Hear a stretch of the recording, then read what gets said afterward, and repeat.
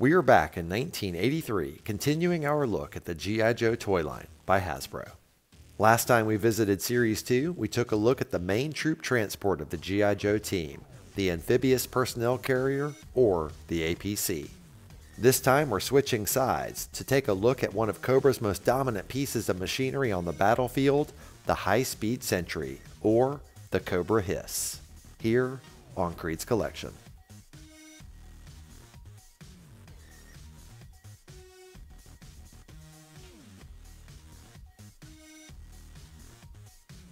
Hey, welcome back to another episode of Creed's Collection. Today we're checking out the Cobra High Speed Sentry, or H.I.S.S, from the 1983 G.I. Joe toy line by Hasbro. The set includes the H.I.S.S tank, of course, and it also includes the H.I.S S driver action figure. So let's not waste any time and get started with the Cobra H.I.S S. The Cobra H.I.S S tank is the dominant tank of the Cobra forces and fulfills two needs on the battlefield: anti-personnel and heavy armor. A H.I.S S tank is extraordinarily versatile and deadly, whether it be in the city streets or dense jungles. It can outrun, outmaneuver, and outperform anything in its class. It's armed with two 90mm twin dorsal Diablo cannons that are generally operated by a Cobra officer or soldier. The tank is built with a modular design that allows Cobra technicians to easily replace and repair battle-damaged units with maximum efficiency. Although specialized drivers are selected and trained to pilot H.I.S S tanks, the cockpit design is simple enough for even a basic Cobra soldier to be able to understand and operate. And now that we know a bit more about the Cobra H.I.S S, let's take a closer look. When it comes to cool looking tank designs, the H.I.S S is pretty high up there. As you can see, they don't slack on the detail either, with the riveted metal and the Cobra symbols.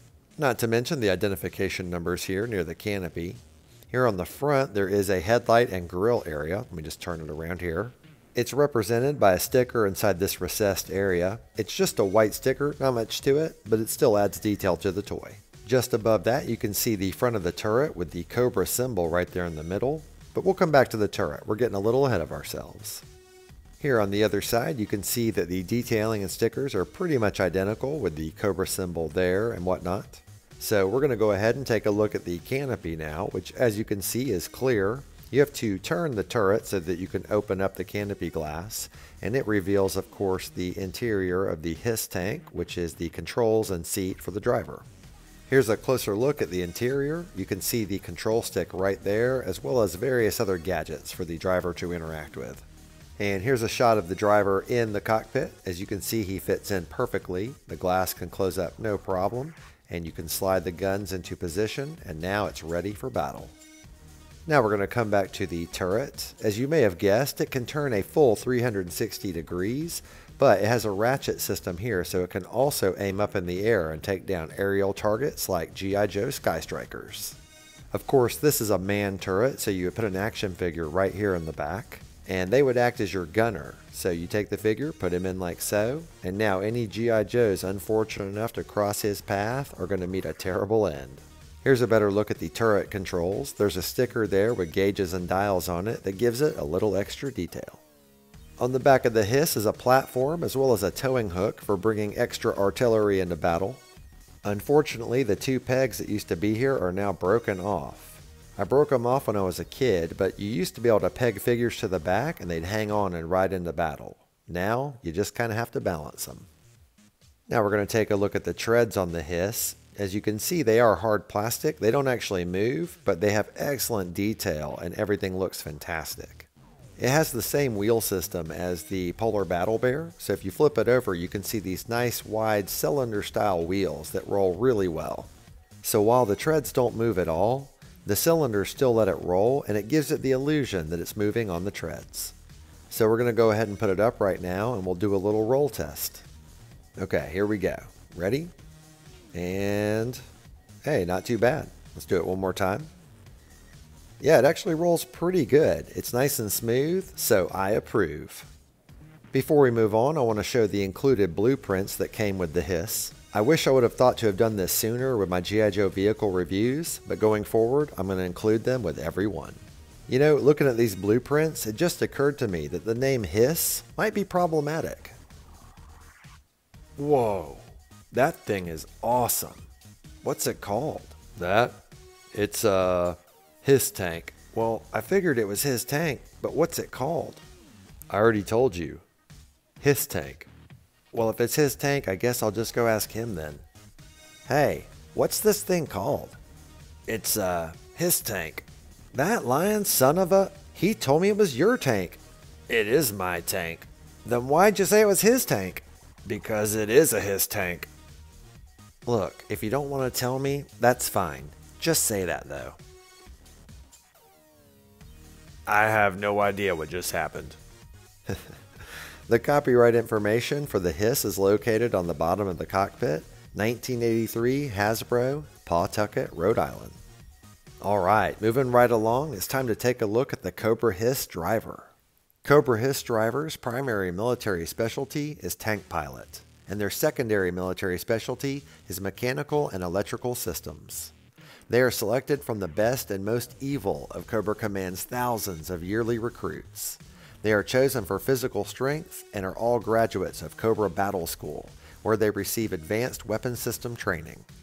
They are qualified experts of H.I.S. tanks, Fang copters, and have knowledge of all NATO and G.I.Joe weapons. And now that we know a bit more about Cobra H.I.S. drivers, let's take a closer look.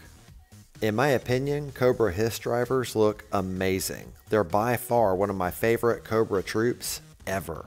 They sported red uniforms way before the Crimson Guard ever came on the scene, and their helmets look incredible. I love the black mask and silver visor, and if you look on the top here, the mohawk piece is actually a snake coming over the top of his head. Sadly, there is supposed to be a cobra symbol here on his chest, but it's been completely rubbed off over time. Here's a look at him on the back of the box though, so you can at least see what it used to look like. But this one doesn't have a painted belt buckle or full black bracelets, and mine has both of those things. And I'm glad, because it looks really cool having that extra detail. Here at the top of the legs you can see the beginnings of his boots, and they come all the way down. They look amazing. They're really detailed with these cool knee pads, as you can see. And even though they're technically thigh highs, I still really like how they look. There's not a lot going on here on the back of the figure, but you can see where I colored some of his buttons with a Sharpie when I was a kid. Now we're going to take a look at the H.I.S. driver's articulation. Here at the knee, he does have a 90-degree bend, and at the hip, he has a ball joint, so he can flex around in quite a few positions. At the waist, they have a rubber band, so he can bend forward and back and twist a bit as well. Shoulder can swivel out as well as up. And it also has the swivel arm battle grip here at the bicep, so you can flex the arm back and forth like so. The elbow has a 90-degree bend, and then here at the neck, of course, he can turn left and right. And that's it. That covers all 12 points of articulation for the H.I.S. tank driver. The copyright information for the H.I.S. tank driver is located on the bottom of the figure. 8283 Hasbro, made in Hong Kong. Here's a quick look at the H.I.S. driver's file card. If you'd like to read it, pause now. And now for our He-Man size comparison. He-Man is obviously way bigger than the H.I.S. and the H.I.S. driver. But if they showed up on Eternia, He-Man would definitely wonder how the Snake people got such amazing technology. Thank you so much for taking the time to watch my toy retrospective for the Cobra H.I.S. from the 1983 G.I.Joe toy line by Hasbro. I love the Cobra H.I.S. I played with this thing a lot as a kid. This, the Trouble Bubble, and the Cobra Stinger got a lot of play fighting G.I.Joe. And if you exclude the Cobra symbol being rubbed off the driver's chest, I think this toy has held up fantastically. I hope you enjoyed the video, and if you did, please leave a thumbs up. And if you have any thoughts, please leave a comment. I love reading and responding to them. And while you're at it, if you haven't already, please consider subscribing. I'd really appreciate it, and it would help my channel grow. I do a retrospective on a toy from my vintage collection every Wednesday, so hope to see you next week and every week after, here on KREED'S Collection.